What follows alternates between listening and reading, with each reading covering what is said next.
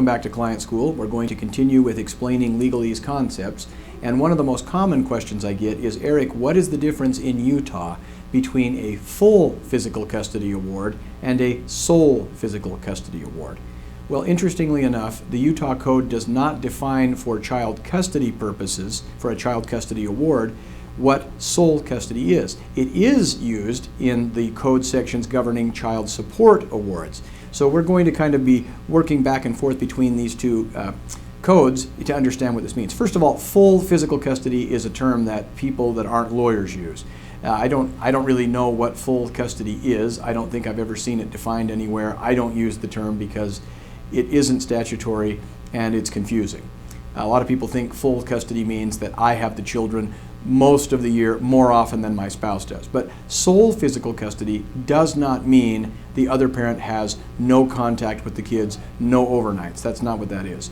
Sole physical custody for child support purposes means that one parent has the kids the majority of the year, and in order for you to be the non-custodial parent, which again doesn't mean you have no contact, it simply means you have less time. For you to be the non-custodial parent, you have to have 110 or fewer overnights with the children each year.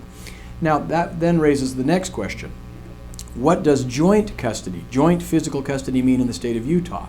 It means not 50-50. It can mean equal time each year for both parents, but it can also mean as few as 111 overnights with one parent. So if you're the parent with 111 overnights, you are a joint physical custodian. That means anything up to 112, 13, 14, that sort of thing, you're still a joint physical custodian. And only if the other parent has 110 overnights or fewer would those parents cease to be joint physical custodians. Now, 365 days a year cannot be divided evenly, so one of you will be having 182 overnights every year, 183 for the other.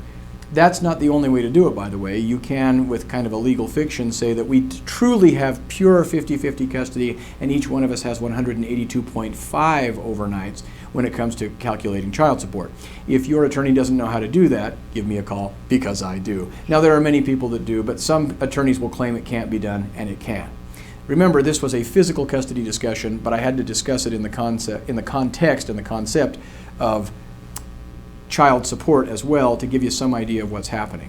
Now let's talk about legal custody. Can there be sole legal custody? Yes, there can. Legal custody is, in a nutshell, the power to make decisions regarding the children's health, education, religion, moral upbringing, things like that. It has nothing to do with where the children live.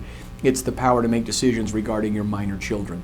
You can have sole legal custody, where that's entirely possible, to have the other parent have no power at all. You make all decisions. The other parent may be able to offer opinions, but has no power to stop you from making those choices. You can have joint legal custody, where both of you have to make the decisions together, and in the event that you don't, you either have to go to court or have some other tiebreaker mechanism in place.